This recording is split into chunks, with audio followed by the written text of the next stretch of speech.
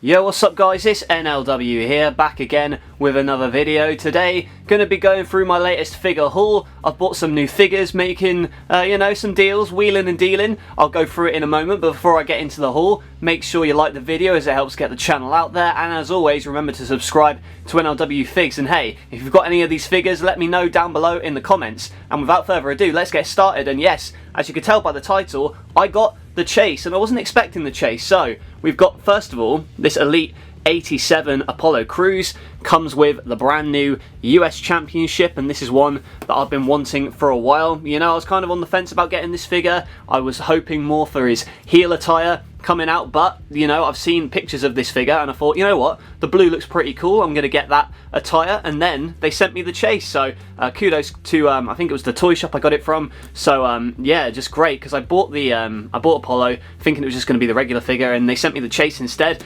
And yeah, that made my day, because I've seen it quite expensive on ringside, so glad to have it in a figure form here. And yeah, that really made my day. So a fantastic figure as well. Like, I like the detail. Alright, well, it's not really detailed, but I like how the white pops on Apollo, and you've got the double jointed elbows, I should say, which are commonplace now on wrestling figures. But yeah, a great figure, much better in person than I was expecting. You know, this is a far cry from his heel character at the moment, but still a solid figure to get. Big fan of Apollo, think he can do great things. Hope to see him win championship gold again at some point. You know, and the US title is also a nice addition. But I also picked up a couple of other basics. So first of all, we've got this Braun Strowman. You know, I saw it for a decent price. It was only, what, £8? And I know he's left at WWE at the moment. You know, not a massive Braun Strowman fan these days, but it's still going to be interesting to see what he does from here. I know he had a match with EC3 recently for his Fed. And this one, you know, the bold head attire, and I know he came in an Elite form, but I wasn't really digging that Elite. I didn't think I needed another Braun Strowman. As always, also, I could probably head swap this one, because I think the head on this one is better than the head on the Elite that they've released. So, you know, they phone it in with their basics. Oh, don't worry, I'll get to that in a moment in terms of what I think is probably the worst figure ever. But, you know, this one, it ain't too bad. It's just a basic. What can I say, really? You know, you've got the foot articulation at least, and you know, the bold-headed Strowman, akin to his final days in the WWE, so it's got some sort of historical significance there. I picked up another basic as well, so we've got Jake Atlas. Shame he's been fired from WWE, because I know he's recently announced his retirement to focus on his mental health, which, you know what, kudos to him. I hope he gets better and maybe comes back to wrestling one day, because I think he's a great talent, quite underutilized, or at least, yeah, definitely underutilized in WWE. But yeah, like a good guy, and I like picking up the more kind of obscure talent. So, you know, your likes of the weird ones, that like Kenta as well, who only had one figure released of him. So I like the kind of rarities in the wrestling figures. So it's quite odd that they released Jake Atlas, I mean, in terms of like him as a figure, because they weren't really pushing him that much on TV, but still like a cool addition. I would like to maybe add him to NLW, perhaps in the X Division, or even potentially you know, have him like as a job guy on Turbo. Not that there's anything wrong with that, you know, just to add some variety to the show. So cool to have Jake Atlas in figure form. And you know what, while I was at it, I also bought a new MJF. This is, you know, Series 2, so it's not the most recent one from Series 6. I have pre-ordered his unmatched figure with the robe, so hopefully that will come around December time. But this one, I thought, you know what, I saw it and I was like, yeah, I'm going to make a fantasy attire, I think. Not a fantasy attire, but I might paint the trunks pink to differentiate it. And the reason I bought a new one is because the old one, I think you might have remembered if you follow me on Instagram, how this arm that I bought for this MJF is super, super stiff. Very difficult to move, and yeah, it just snapped off while I was filming one day. So it's kind of, it is usable. I've used it for a couple of matches coming up for NLW 24/7. However, you know, it's still a difficult figure to use, but you can always pop off this one, mix and match. So what I'm going to do, I'm probably going to paint this attire and then use it as an alternate, have this one be the one that I fed with, and then, you know, the other ones that I kind of just display, you know, for a personal collection. But that's not the only AEW figure I've picked up. I've also recently picked up a couple of the Series 6. So I've got this Jake Hager here. You know, I'm not a massive fan of Jake Hager.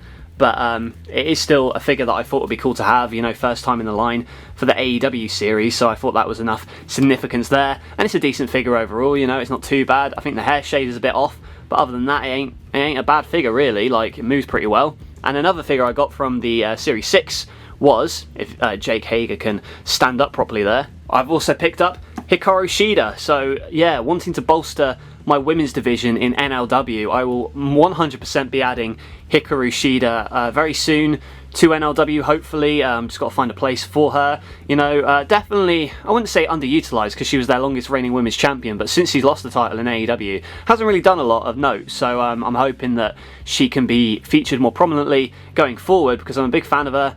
Would like to add her to NLW in the women's division. Kick-ass figure, very toyetic. So yeah, glad to have Shida here in figure form for NLW. And now we come on to a figure which is perhaps the worst that Mattel has ever released. You know, maybe not the worst, but certainly one of the worst. It's up there. We've got this Rey Mysterio basic. Now, I don't want to like rag on about basics, but you know, CMW Toys on Instagram does this series on Mondays where he's got Mysterio Mondays. He's got a big collection of Rey Mysterio figures, and he says that this is his least favourite out of them all. And I'm inclined to agree with him. Like, this is perhaps the laziest figure that has ever been released. Even just holding it, it looks like a prototype because, you know, first of all, the main nitpick, for me at least, is the mask is wrong. This is like a WCW mask, not the one he actually has on the render, on the box that I bought this with. Yeah, and there's no kind of intricacy to the figure at all. They've just spray painted a standard small body white, given him the trunks, spray painted them silver as well. I mean, you've got at least for this basic, you've got the foot articulation, which is a plus, and you know, it's not terrible moving, but when I did buy it, like, this almost snapped off, this almost snapped off as well. I paid £8 for it, probably £8 too much, but still, I like the ones that are so bad that they're good in a way. Like, this is such a bad figure that I felt I had to just have it in my collection, so there you go.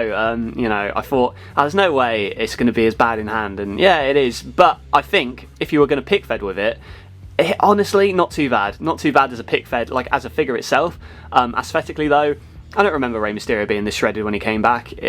Certainly a lazy effort by Mattel, but hey, I bought it, so I guess I'm the sucker, aren't I? But aside from that, you want to talk about me being a sucker, probably the most expensive figure I've ever bought coming up next, and it is this Bam Bigelow. Now, I love Bam Bigelow. I've wanted his figure for a while. I've looked online for this particular figure for a while, and I could only find it for I'm not going to say how much I spent on it, but it was quite expensive, and probably about £20 more expensive than I should have paid for it, but I'm still happy to have it in my collection, like a solid figure, you know, in terms of the detail and the true effects on the head scan. And it's always cool to have the ECW TV title, which did come with this figure, so definitely want to add him to NLW 24/7. Those who have been following the channel for a long time may remember Bam Bigelow's guest appearance at that ECW episode that I did of NLW that one time, like 6 years ago.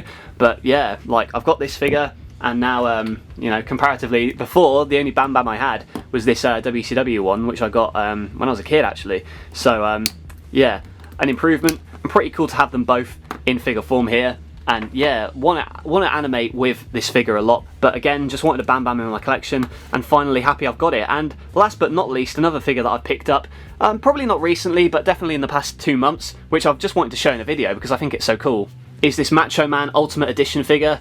And a lot of the Ultimate Editions I've been seeing have been shooting up in price recently. Like the Shawn Michaels I use on my show, he's gone for like £100 on eBay, which is just mad to think about.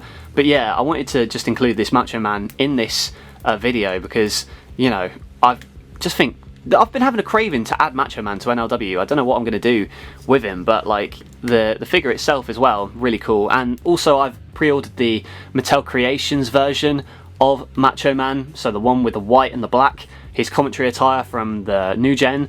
So I'm looking forward to getting that figure in hand like next year and using it with the new gen ring.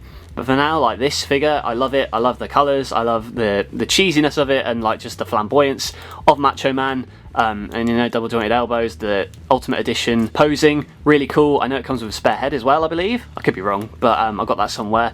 But yeah, just all the accessories that come with it and the flamboyancy of the jacket and whatnot. Really cool figure. Very glad to have it in my collection. So that's it for this hauls video. Thank you for watching. I do enjoy making these kind of videos where I'm just buying some figures and just telling you what I think about the characters and stuff, and what's been going on. So it's kind of like a mini vlog, but not really, you know. It just gives a little bit of an update as to what I'm buying and what kind of figures I've got in the pipeline, maybe give you some teasers as to who I'm going to add to NLW in the future. So that's it for this one. Let me know what you thought of the video, and if you've got any of these figures as well in the comments below. I'd love to hear your thoughts on these figures and what you think about the Rey Mysterio as well, if you agree with me that it's one of the worst figures ever made. But it is what it is. Like the video if you enjoyed, and subscribe to NLW Figs for more wrestling figure content. That's it from me. Thank you for watching, and I'll catch you guys later.